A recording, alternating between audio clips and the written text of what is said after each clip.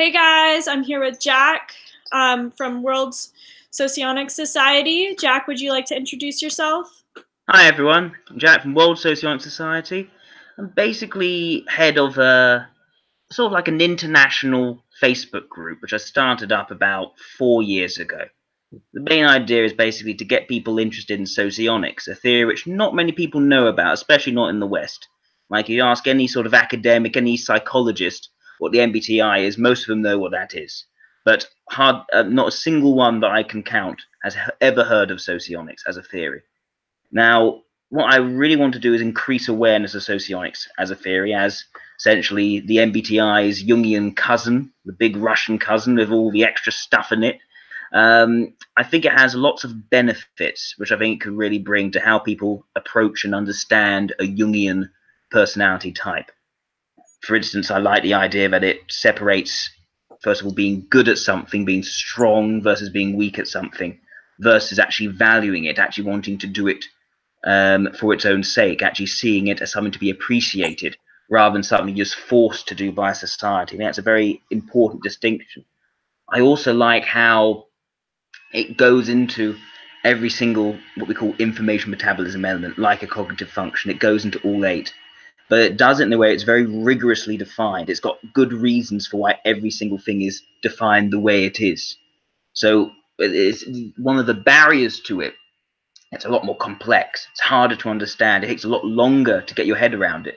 But once you do, I think it's really helpful for understanding how personality type works and allows you to form far more detailed and far more in-depth analyses of people, whether it's people you know, whether it's yourself, or whether it's even a celebrity or historical figure you've got good data on, you've managed to observe, and you can write a very full analysis. And I think it has lots of great applications as well, whether that's in, well, counseling, in setting up roommates if you're going into college. I think it's very important to have good values which sync with other people's values if you're going to be roommates, or in terms of dating apps, or in terms of education, actually matching up teachers to students. So all sorts of different things which it could be potentially be applied towards. The main thing is getting that empirical evidence. It's establishing it, getting it into the psychological literature, and actually putting it through some tests which can actually back up some of the basic ideas which Jung first set out. Say psychological asymmetry, the idea that if you are good at something, that you're going to be not as good at as the opposite thing.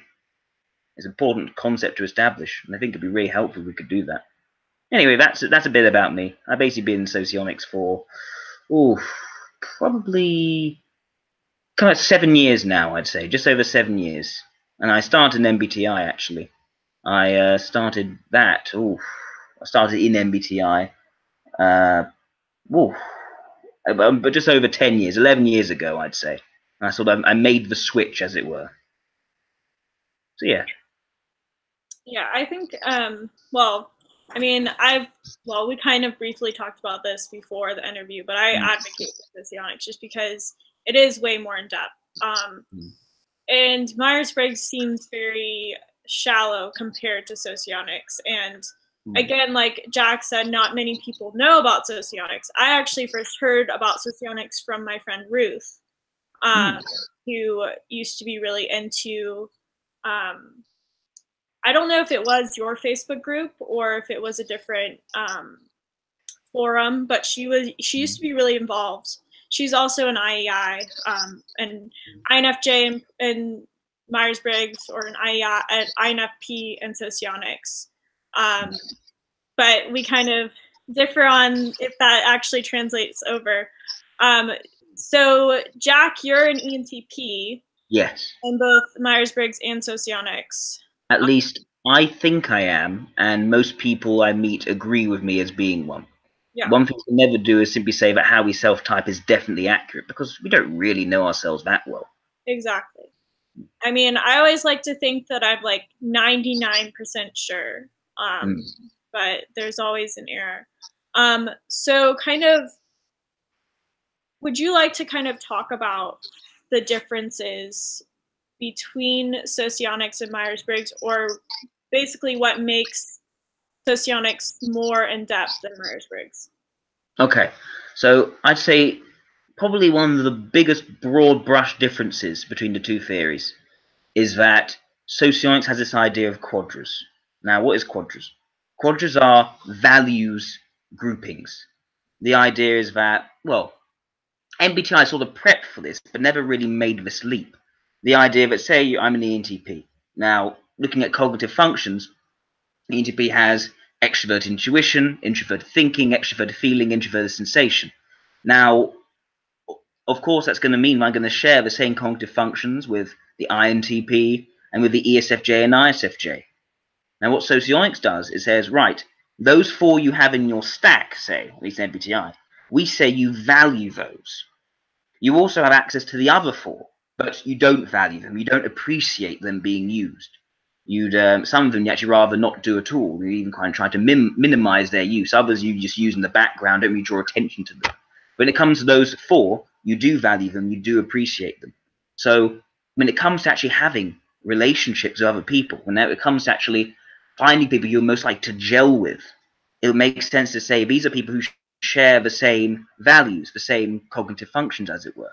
So what Socionics does, which MBTI doesn't, is it says actually an ENTP and what would be like the sort of like the ISFJ and MBTI, although there are differences in definitions, so it may not come out exactly the same. That would be the type which you get on best with. It would be the type that would be most, what's the word? It would be the most fulfilling and rewarding relationship. The idea that a good relationship is where two people with very different strengths and weaknesses are sort of united on their values, so they can best help each other out. Now, personally, I found that to be very helpful. I don't have any sort of solid scientific evidence to say this works, but I would say, at least for myself, my girlfriend would be known as the sort of like the ISFJ and MBTI, and it's been a very rewarding relationship for me. That's one difference. In terms of how deep it goes, well, first of all, there's a depth of actually having access to all 8 cognitive functions. We call them IM elements, information metabolism elements, but also the fact that what you're working with, the actual cognitive functions themselves, and even the slots that they occupy for that person in the particular stack you're using, is very carefully defined. MBTI, when you say dichotomies, you think immediately of the 4 dichotomies: extrovert, introvert, intuitor, sensor, feeling, thinking, perceiving, judging. So it doesn't actually pay too much attention to those 4. It's too busy with all the other dichotomies. You've got 5 different dichotomies just to define the exact nature of a particular cognitive function. So 5 to work out what extroverted intuition is, as opposed to introverted sensation or extroverted sensation. And that means it's got a great deal of rigor. It means you know exactly what it means to be extroverted intuition, and you know exactly how to what it looks like, how you could identify it. And then in terms of the actual positions in your stack, we actually call those functions rather than the cognitive functions. The actual positions in the stack, so how you are using that particular information element or cognitive function. So, for instance, you say like dominant function, auxiliary function, you know, that position in your stack. We have 7 different dichotomies to work out exactly how that works. What attitude do you take towards the information? That can be one of strength, it can be one of weakness, one of valuing it versus not valuing it. We call that subduing it. Could also be in terms of, once you've made a decision in that kind of information, how stubborn are you going to be in that information? Or are you going to easily change your mind with other people's input? How much are you going to show off that use rather than keep it more to yourself? So these are very sort of subtle nuances to exactly how a function is used, and you have all 8 of them. So it makes sense to want to distinguish them very clearly. It helps when you're typing people. At the same time, it's useful in that it allows you areas of flexibility. It doesn't just lock you in to the different dichotomies. For instance, we have one dichotomy, what's known as evaluatory and situational. I like to call it consistent versus variable. The idea is that some things are consistently on high energy. So take you, Emily. Introverted intuition and introverted ethics will probably be consistently on for you. Whereas something like extroverted sensation, extroverted logic, extroverted thinking could be consistently on the low setting. But when it comes to things like introverted thinking, kind of things like extroverted feeling, these things are more variable and will change depending on the situation. You may go into your more analytical mode. You'll go more into sort of interpersonal mode. And that allows for change and variability in a person depending on their situation. It stops you from being just a sort of one-dimensional construct, and it at least moves more towards a sort of more two- or three-dimensional construct. It'll still be a construct. We're still dealing with type rather than people, but it definitely allows more of that flexibility, while at the same time having more clarity. Wow, that was a lot. That was a lot. No, it's very interesting. I love. I could just like listen to you speak about that forever. So, kind of. I mean, I know that this is kind of maybe above where some people are as far as the types, at least in Socionics. But can you kind of talk about the nature of each of the quadras? Yeah, I can. So the easiest way to at first consider the quadras is sort of like your most stereotypical pastiche of a particular stage in someone's life. You know, you have someone who's more like a child, someone who's more like a sort of rebellious teenager, the more mature adult, as it were, and the sort of more kindly old person. I find that's often quite helpful for getting sort of like a beginner's viewpoint into the quadras. So, starting with alpha. Now, one joke we always have is that alpha males are never alpha males. So I would be an alpha male, but I'd certainly not be an alpha male. The idea is that when it comes to alpha, they're not actually very bossy. They're not very much prone to being the dominant leader. If anything, their main focuses are towards having fun, having sort of carefree, positive emotions environment, at the same time trying to sort of discover the underlying truth to things, how everything fits together and makes sense, but in a way where they're sort of coming up with lots of different theories to explain how things work, sort of thought experiments, but not necessarily taking the viewpoint whereby there isn't any answer, and you just take a working theory and say it's like, this fits together almost perfectly. I'm really excited by this way of thinking. It has a certain naivety to it, you could say. Now, I'm quite aware of these biases in myself. I can call myself a bit naive. But I do have that sort of leaning and that sort of bias towards finding the perfect theory which could explain everything. It's the sort of mentality you see with philosophers such as Spinoza and Descartes. You can also see it in some, well, theoretical cosmologists and physicists like Albert Einstein. You can see it a lot in Big Bang Theory. The idea that you reach a certain sense of truth and understanding through thought experiment and working things out without necessarily relying on the hard data. It's what makes sense internally. Now, the other side, I say, is more about a positive emotionality, sort of having fun, making sure people are enjoying themselves, a sort of more nurturing side. You see that with more the SFJs as opposed to the NTPs in MBTI. You see this in figures like, I don't know if you've seen James Corden. He's got quite popular in America recently. You know, he creates a very sort of happy, positive environment around him. I'd say Jimmy Fallon is probably also a sort of alpha sensory ethical, but I'm not entirely sure. Walt Disney wanted to create the happiest place on earth.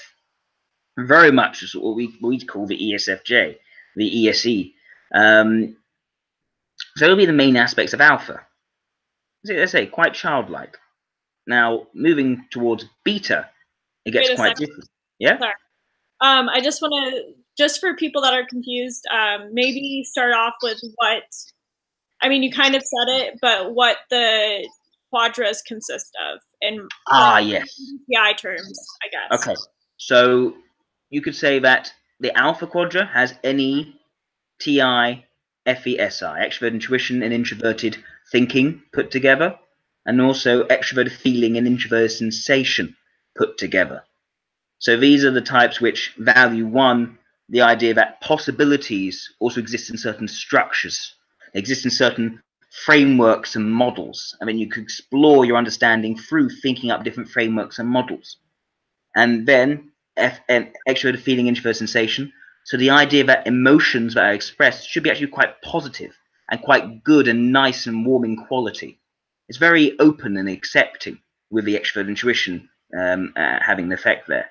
So these are ones where it doesn't want dark, harsh emotions. It wants people to be happy and enjoying themselves, and having sort of comfort and all the leisurely things which go with that. It can be quite hedonistic, to be fair. So yeah, ENTP, INTP, at least I'm using MBTI terms. I know that there are going to be differences in terms of one in one theory and how they end up being another type in the socionics theory. That this does happen, but just for the purpose of just making it relatable, let's say ENTP, INTP, and then ESFJ, ISFJ. Right. So then moving on to beta, these types have, first of all, extroverted feeling, but now with introverted intuition, creates a very different effect. Rather than sort of enjoying yourself in the day-to-day, the emotional expression is going to be far more profound, aiming at some sort of deeper meaning, some sort of idea of where things are meant to be going, what matters here. And in the set, as a result, things like what's more trivial, what's more day-to-day actually gets rejected. At the same time, it can be a bit exclusive. We are the special people. We are in a special group of belonging. We're not just letting anyone into our circle. There's a good reason for it. We're on the same journey, as it were. Now, at the same time, you have extroverted sensation now with introverted thinking. So rather than being about sort of speculating, coming up with lots of different models, it's more now about asserting one's framework, one's could be an ideology, could just be one's set understanding, and sort of asserting that onto reality, creating a sense of law and order. Now, the thing about betas, we call them beta types, they're more like, whereas alphas are more like children, betas are more like the rebellious teenagers. Rather than sort of daydream and think about different ways you can understand the world or try to make everyone feel happy, it's more about overturning old systems. It's more about fighting against whatever seems to be wrong or unjust or hypocritical in the world and trying to make that into a better system, making it and creating a new order or a new world. It doesn't necessarily mean that everyone's going to be involved in politics, for instance. It can easily mean that they just want to send out a meaningful message to other people. You see it with musicians all the time, say Freddie Mercury or David Bowie, not necessarily very political. At the same time, it can be simply individuals with their sense of their own personal journey and the people they want to share in that. They can then create their own rituals for belonging, their own ways of relating to each other. There's certain standards, certain rules and frameworks, certain set understandings. But it does have this idea that, I want to find my own special tribe that I belong to. And I want to feel that there is some sort of set understanding. Things are more black and white. I understand exactly where I stand. There's no ambiguity. It's not about exploration. It's actually about getting important things done. So yeah, that would be more beta. And we do see that a lot in certain sort of more of the celebrities in the world. Not most, but the most common celebrity type would probably be the ENFJ. They can be very iconic. They tend to want to actually have an image which can actually be sent out and influence lots of different people and resound in people's collective consciousness. So yeah, that's what I say about beta. So yeah. Again, so for betas and MBTI, it's funny you say beta. So betas are ENFJs, INFJs. This is MBTI terms. ENTP and ISTP. So. Yeah, ENFJ, INFJ, ESTP, and ISTP. Exactly. Now, we do get difficulties there. For instance, I often find that the way ISTP is often described doesn't really relate to what we call the LSI, but, it's fine. It's because of the J-ishness of ISTP. It conforms some of the most J-ish ways of considering what J is about. Yet, in terms of cognitive functions, it relates to the ISTP. And that's, a difficulty between two systems. So a bit of suspension of belief is needed there. Yeah, moving on to gamma. Now things get quite different in terms of, not in terms of intensity. That intensity is maintained between beta and gamma, and that sort of more harsher, more aggressive side. But now it's far more pragmatic, but also far more personal. Rather than being about sort of structural understandings, ideologies, or ways of viewing the world and being united on those ways of viewing the world, it's far more about, are you a good person? Can I trust you?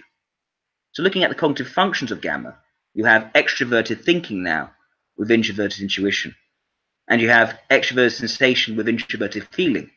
The types of gamma, you've got ESFP, ISFP, ENTJ, and INTJ. Now, these types are very different to alphas. They're essentially the opposites in terms of their values. While alpha had this sort of naive way of viewing the world where as long as I can find the perfect system, I can understand anything. It can explain anything. Gamma has a very different mindset with introverted intuition and extroverted logic, extroverted thinking. It's far more that, no, there is no perfect system. You essentially take in data and you keep whatever seems to work the best. But eventually even that will be shown to be wrong. It's just about finding whatever works at a particular point. So it's far more skeptical. It's far more about maintaining its independence from everyone else. That's the thing about gammas. Whereas betas, they tend to use their forceful extrovert sensation more to actually institute a new order, for instance, and actually bring things more under control according to what they think is their worldview. When it comes to gammas, it's more, you can't be the boss of me. I want to be able to conduct my own affairs with my own initiative, to have my own personal impact on reality. And I don't want any sort of system or structure to get in my way, to tell me what I ought to be doing. So gammas are very sort of, well, you could say that the American Revolution was very much a gamma kind of revolution, whereas, say, the Russian Revolution or the French Revolution was more of a beta revolution. It was very much the sort of, you can't tell me what to do sort of revolution. And that's the thing about gamma, fiercely independent. They also have that sort of distrust towards the world. Whereas alpha can be very accepting, very trusting, letting people in, and letting people just have fun. As long as everything's, continuously happy and positive, they don't mind who's there. When it comes to gamma, it's more, can I trust you? I need to size you up as a person and figure out what sort of relationship we can have where we can actually work together if necessary. And if you're not someone I can trust, how can I keep you away from me? So it's very personal suddenly. At the same time, far more pragmatic. No longer about worldviews, no longer about structures or ideologies or ways of viewing the world. It's far more, how do things work, and how can I work on myself to be able to overcome any obstacle I face. So that'd be more gamma. So moving on to delta. So what are the types of delta? ESTJ and ISTJ, and ENFp and INFp. So you got here extroverted thinking like before, but now with introverted sensation again. So it's far less about sort of long-term pragmatism and also ways of seeing how things will work in the long run, seeing what may be will inevitably not work, and being skeptical. Now it's far more about, how can I work with things in the day-to-day, make things more practical and useful in the here and now. So far more down to earth with how it uses practicality. At the same time, its introverted feeling is blocked with extroverted intuition. So it's, rather than having a sort of harsh judgment where people are potential threats and we need to find the right sort of relationship so they can't betray you and make sure you have a sort of working relationship, we can actually achieve things. It's far more about seeing the potential for good in other people. It's giving people the benefit of the doubt if you haven't seen enough of them yet. It's speculating what their intentions may be with a degree of positivity. This is where it's a lot more gentle than gamma, a lot less harsh. And rather than being focused towards independence, about, protecting your own autonomy against other people wanting to take away your autonomy, instead it's far more about working on yourself so that you can be self-sufficient, so that you don't have to depend on others to do things. And instead of growth in terms of, well, being able to overcome any obstacle, it's more about just growing in terms of reaching your potential, becoming the best person you can be.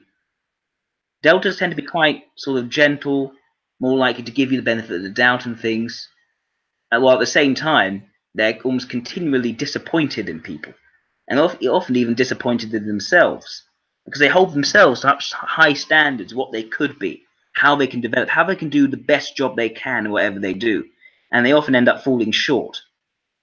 And of course, other people who they're close to may also fall short.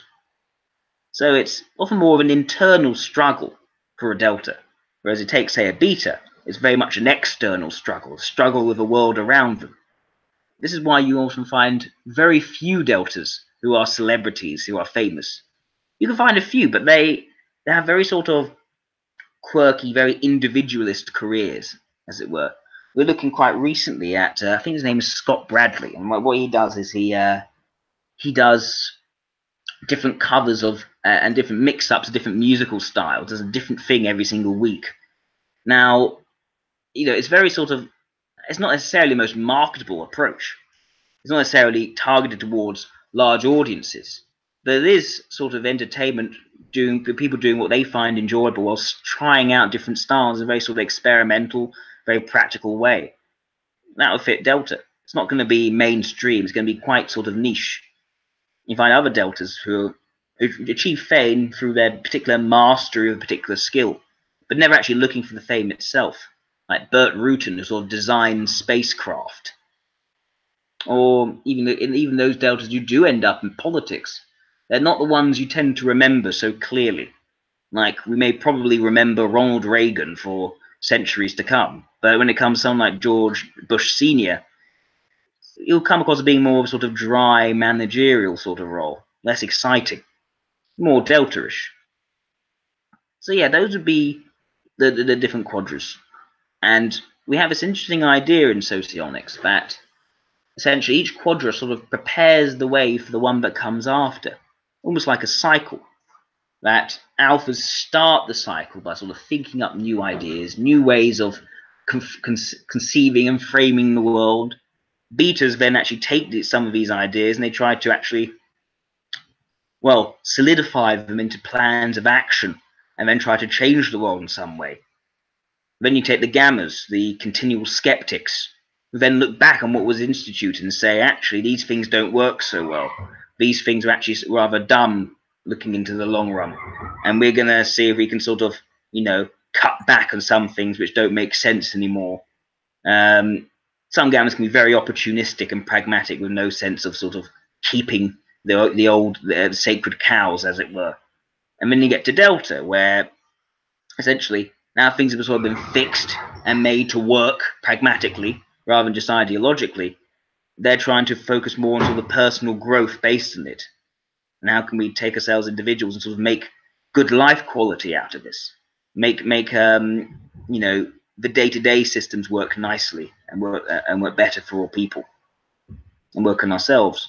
And then that lays sort of seeds for new people to start coming up with new ideas, new conceptions and frameworks. So it moves them from delta to alpha again. So yeah, that's my little spiel on the quadras. This talk makes me so happy. I just love this. Okay.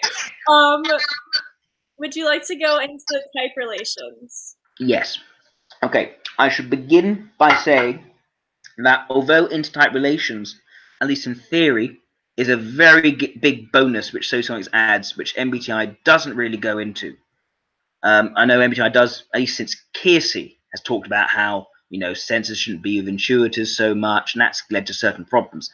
But I don't think there's been any strong argument put forward as to what type should go which other type. In Socionics, it does have that setting. It does explore different intertype relations based on, you take these models, we call them Model A, where each information element is each particular function, and we see how they interact at each particular point going down. Now, from that, you can predict certain interactions, and that is sort of the basis for these intertype relations. I would say that you should take this with a pinch of salt, because at the end of the day, what is socionics? It is something which is a theory. It doesn't have scientific evidence behind it yet. As a result, socionics is good if you're using post hoc analyses. If you're talking to someone and you're taking down observations, you can then analyze, based on socionics, what their motivations are. It's a good way of framing. It's a good framework, and it can be insightful in that way. But when you start saying, okay, this, based on what I know of socionics, this type and this type will not get along, you're making a prediction. And if you're making a prediction, that means you're asserting something about how reality is going to turn out using a theory which doesn't have much evidence. That's when it starts to stray into pseudoscience territory. So that's just my forewarning. I'd say take it with a pinch of salt. I would say, at least personally, anecdotally, it has worked really well, at least for duality. But yeah, going into different type relations. Okay, so duality is the most well-known intertype relationship. Now, what does duality involve? That's basically within the same quadra. So, for instance, you take a type like the ENTP and the ISFJ. They're both within the same quadra. They share the same cognitive functions from an MBTI point of view. And so sometimes they just simply value the same information elements. But they are as opposite as they can be inside of that. They have completely different strengths and weaknesses. The ENTP is going to be best at extrovert intuition. It's also going to be good at introverted thinking. Its extroverted thinking, if we take Socionics viewpoint, is also going to be very, very strong. It's extroverted and it's a thinking type. So compare that to the ISFJ. Introverted sensation is going to be strongest, and extroverted intuition is going to be weakest. Its extroverted thinking is going to be pretty much non-existent, and its introverted feeling is going to be its strongest backup function. So, very different types, very different strengths and weaknesses, but they share those values. That means that, at least in theory, they can help each other. That means they can see what the other person isn't doing so well and help them out in it, while at the same time, due to the shared values, they don't press negative pressures on the other person. They don't tell them off for things which they don't want to improve in, like what we call their vulnerable function. What's a vulnerable function? For an ENTP, that would be introverted feeling. So the weakest thing for them, which they don't value, which isn't in their stack. You wouldn't like it if someone were to say, improve in this thing which you really don't care about. It would become annoying. But if someone's saying to you, oh, I can show you ways you can improve in the thing which you really do care about and want to get better in, that's a source of a good relationship, especially if it goes both ways, if it's a symmetrical relationship rather than asymmetrical. Now, when I would discuss duality, I can discuss the opposite, which is known as the conflict relation. The conflict relation is where they are opposite in their strengths and weaknesses, but they're also in opposing quadras. So take the IEI, sort of like the INFJ. Now, whereas its dual would be the ESTP, SLE, a sort of far more decisive, very proactive figure. Oh, I like your dog. Very cute. Whereas the conflict would be what's known as the LSC or ESTJ. They'd be offering extroverted thinking rather than the much needed extroverted sensation. They'll be placing pressure on exactly the wrong areas, while at the same time being very different to your strengths and weaknesses. So there'll be no room for understanding to actually make that be a source of growth. Instead, it'll be a source of confusion and frustration, at least in the theory. I say in the theory because I've met people in my conflictor, and through my understanding of socionics, I can usually understand where they come from to a degree and get around that. Might not work in a close relationship, I don't know. Now, there's so many other intertype relations as well. There's 16 to each person. You've got your identical. What's your identical? That's a person who's the same type as you. So very much easily shared understanding. Probably the quickest and easiest way to actually form friends with this sort of person. But you don't actually offer anything to help each other with. There's no real growth. It can lead to stagnancy. Now, the mirror. What's the mirror? That's like you, but like your introverted version or your extroverted version, depending on what you are. So take an INFJ, be the ENFJ. So very similar approaches, slightly different emphases, and so there can be a degree of correction based on different emphases. INFJ will sort of try to push introverted thinking more, because that's there in the MBTI tertiary function, we call it a mobilizing function. ENFJ will try to push more extroverted sensation. So that'll be what's known as the mirror. Also a good relationship, at least in the theory, because you share the same quadra.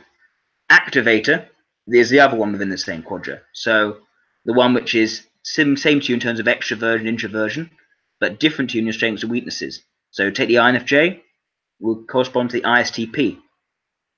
So it means you both try to push the same things. You share the same leading or dominant function and the same tertiary function. But that means that you may actually end up clashing and competing to a degree within your quadra. It'll be friendly competition. It won't be misunderstanding focused.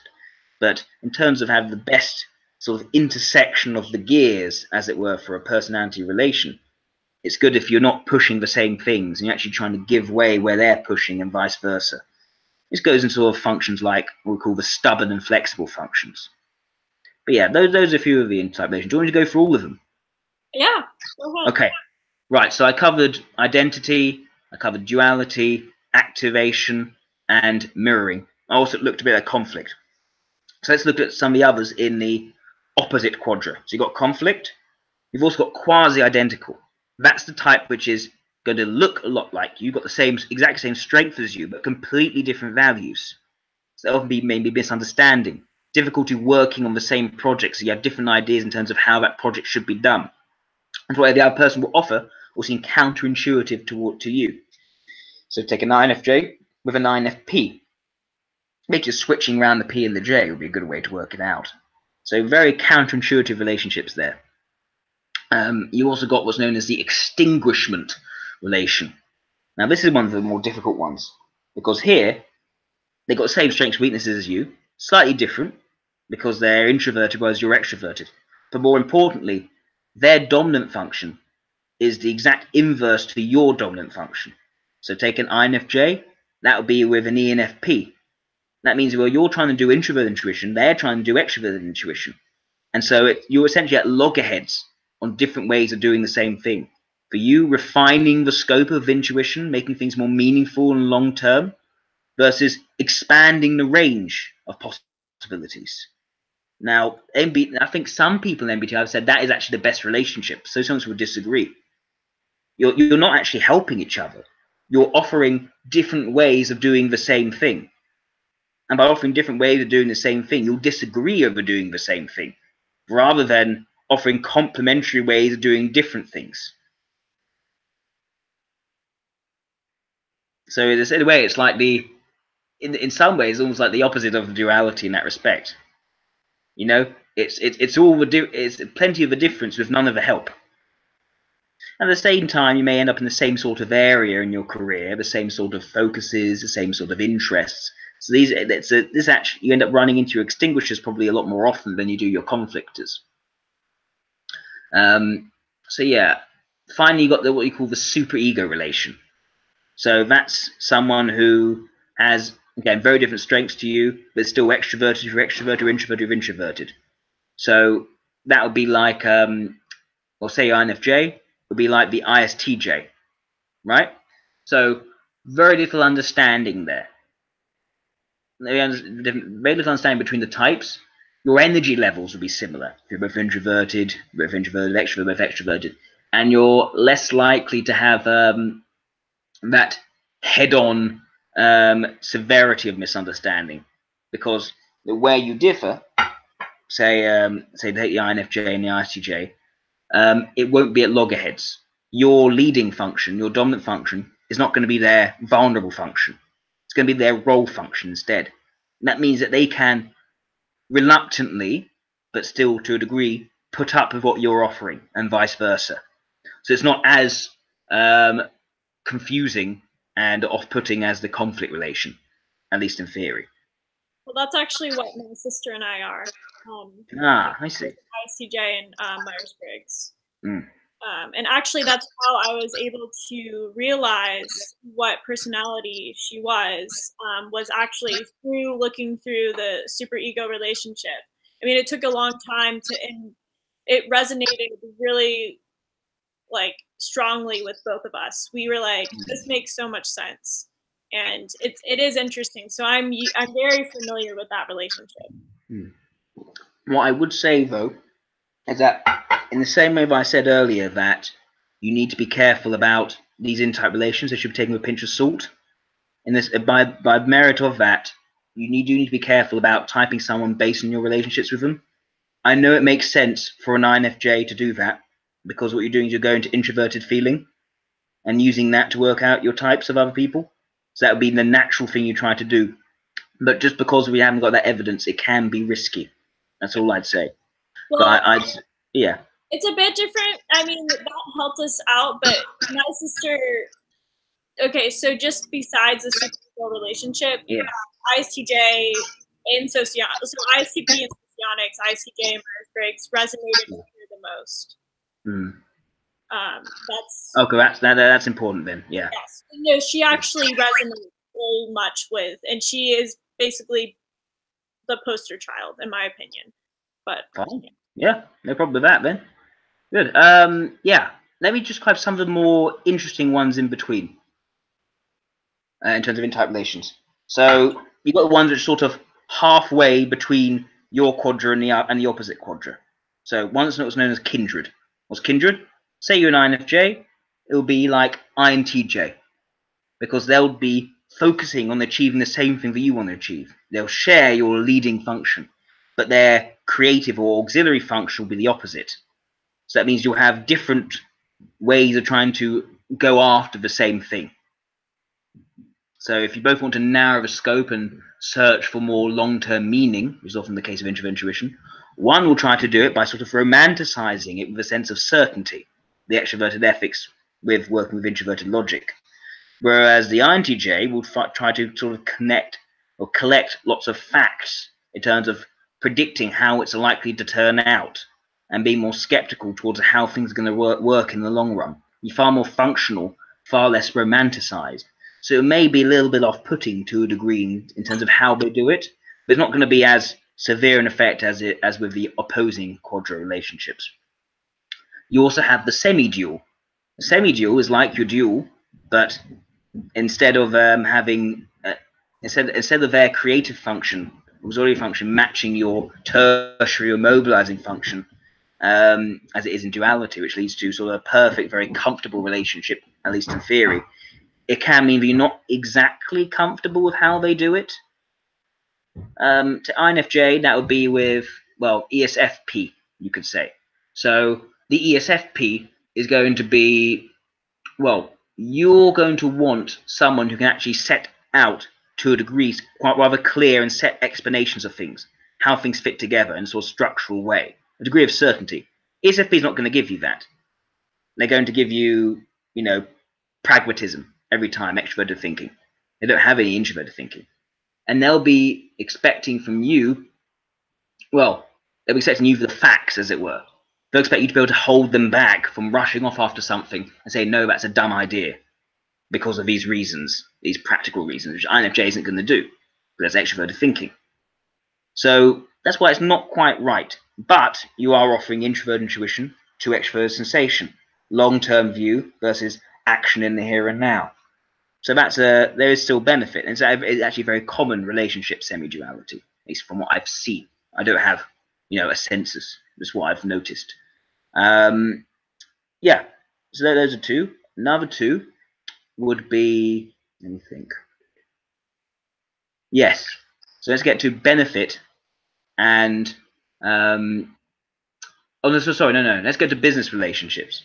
These relationships where you look like the other person, at least in the theory, it's called look-alike. It's the opposite to kindred. So whereas in kindred you share the same leading function and you have different auxiliary functions or creative functions, in business relationships it's the other way around. You have different leading functions, but your creative functions are the same. So you'll use slightly different ways. So sorry, you use the same way of going about achieving different things. So INFJ with ISFJ as an example. Both very good with sort of working on the one-to-one with people, smoothing over relationships as necessary, persuading people. But the ISFJ will be doing it to create a positive, harmonious environment around them, whereas the INFJ is going to be doing it to guide things towards some sort of long-term outcome. So the difference is there. It's also one of those relationships where there's not so much strong interaction, but it's a reasonably respectful relationship. There's no real room for that much conflict. What's the other one? The final one's then there's illusionary. Illusionary is a bit of a trap. This is essentially the look-alike of your dual. So what does that mean? This is meant to be the type which looks like your dual. You may get attracted to your dual. Yeah? Oh, we're in an illusionary relationship, exactly. And then certain issues may arise because the other type doesn't actually provide what the actual person wants, but they feel quite comfortable with them. Because that's the thing, you find that, take the INFJ and ENTP, right? The INFJ is being offered by the ENTP very sort of flexible, but quite clear explanations of how things fit together. they're able to sense mate very quickly, which the INFJ wants. But ENTPs, as I said, alpha males are not alpha males. And the INFJ does need someone who is quite dominant, who's quite decisive, who has that bold audacity to act decisively and make things happen. To sort of get the INFJ out of their own, well, navel gazing, you could say, or that very high level of introspection, that paralysis from moving from what they want to see happen to actually making it happen. So the INFJ can get frustrated, but at the same time they'll feel quite comfortable because they're giving those explanations, and vice versa. The ENTP seeing the INFJ, someone who is very good at responding well to their emotionality, reflects back the emotionality quite well, is very adaptive to them in an expressive way. They feel that their jokes are being laughed at, for instance. They feel that, you know, this person is very actually likes them back, and so they feel comfortable. They not feel they're being judged in a way that an introverted ethics type might be towards an ENTP. But the INFJ isn't going to be so willing to provide all sort of the day-to-day comforts and harmonies which an ISFJ may provide. The INFJ will find that as being quite trivial and unimportant. They can do it, it's their role function. They don't want to. The whole point of your role function is that you do it when you've got company, and you sort of have to do it. But when you're actually with people you care about, those people actually don't require you to use your role function. You know you're in a good relationship when actually the person's able to minimize your need to ever use a role function ever again, so that you're just getting your suggestive function fulfilled. So yeah, that's illusionary. Finally, going to get to the two interesting. I say interesting because they're lopsided intertype relations. Those are supervision and benefit. So supervision, this is where someone is in a stronger position to you. They essentially criticize your weakest point, your vulnerable function, but you can't criticize them back. So they're continuously seeing something which you don't care about, which you don't try to work on and improve. And they see that, oh my God, they're so wrong-headed that they can't do this particular thing. But you can't look back at them and see what's wrong-headed with them. It doesn't match up in the way that a conflict relation does. So it's a lopsided one. Depending on the type, that can lead to more conflict, less conflict. Depends what the type actually is. Because some types are more combative than other types. But yeah, and also goes around in a cycle. So for instance, you would supervise an ESFJ. ESFJ would then supervise an ISTJ. An ISTJ will then supervise ENTJ. And the ENTJ would supervise you. So you get these little rings, which is quite fun to think about. And benefit also leads to rings. Now, the benefit relation is probably the most complex of them all. I would say that involves a two-way dynamic, but they're different dynamics. On one side, the benefactor is essentially giving to the beneficiary what they want, but not in the way that they want it, and not to the degree which the benefactor wants to give it, if that makes much sense. So let's say there will be the benefactor to the INFJ. That would be ISFJ. Yes, so ESI. So what that would mean is that ESI will be giving you, ISFP you could say, in the MBTI system, will be giving you the extrovert sensation which you need. But they're wrapping it up in introverted feeling, which is not what the INFJ needs. They could do INFJ perfectly fine. They don't need it. And actually, they don't have to focus on it so much. So that's going to be a bit dissatisfactory. At the same time, the INFJ will be pushing the ISFP for more and more extroverted sensation, which ISFP doesn't want to give so much. They want to give enough, but only really to support their introverted feeling. So that's one dynamic. The other dynamic, the ISFP, what are they looking for? They're looking for extroverted thinking. So if they're looking for extroverted thinking, the last person they should go to get extroverted thinking is an INFJ, because that's their vulnerable function. So you get a situation where one type is really trying to squeeze blood out of a stone. Well, they're to try and get the thing which they need, and they're getting some of it, They're not getting enough of it, and whenever it comes out, it's got a sort of a peculiar aftertaste, which I don't particularly like. At the same time, on the other end, they can't get anything what they want out of you. So that's why the relationship of benefit is an interesting relationship, probably the most interesting one, but also quite complicated to describe. Not usually very satisfactory, at least in my experiences. Again, I'm not saying that if you're in a benefit relationship, break up with your boyfriend or anything like that. Don't do that. That's dumb. But that's just what the theory says. Take it as a pinch of salt. So yeah, those are all the intertype relations. I'm a bit worried now because I think I need to get going soon. I've got another appointment coming up. Yeah. There's any last questions you want to ask?